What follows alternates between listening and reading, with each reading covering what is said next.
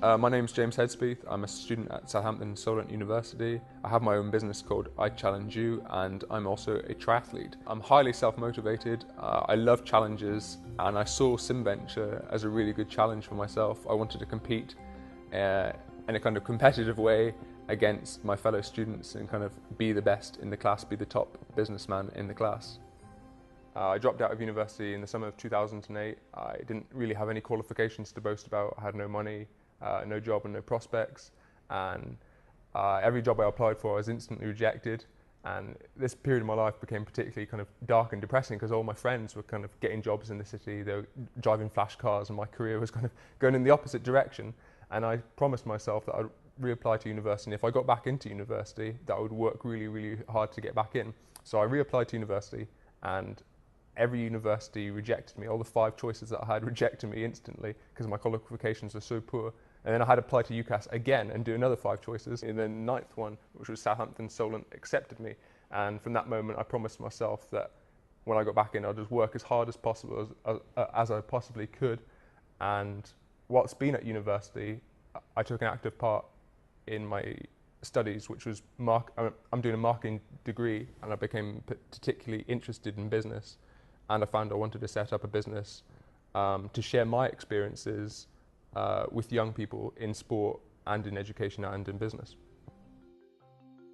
I compete in a crazy event called the Ironman Triathlon. The Ironman Triathlon involves a 2.4-mile swim in either the ocean or a lake. From finishing the swim, you get out of the water and you cycle 112 miles on a bike. And if that isn't bad enough, then you have to run a marathon inside 17 hours. And I've seen a lot of parallels between business and the Ironman, and learning how to do a business plan is almost like learning how to do a triathlon plan, because you can't sit on your butt for 6 months and sign up for a race and do nothing for 6 months and just turn up on the day and finish. Like, you can't set up a business and expect the money to roll in. You've got to do a plan of how you're going to get to your objective. So each day I've got a plan and I know what I'm going to do. The first time I was at university, when I dropped out, just before I dropped out, I was studying a degree called business management, and I was absolutely awful at business management, and the only thing that I was good at on the course was marketing. So when I decided that I wanted to reapply to university, I decided that I wanted to do marketing because it was the only area of business that actually interested me. I was awful at human resources, I was awful at finance, I was awful at economics. It seemed like the fun area of business, and I just wanted to give it a shot because it was, I suppose, the only thing in academia that I was good at. I started using SimVenture in the second year of my course in marketing and advertising management in a marketing management module.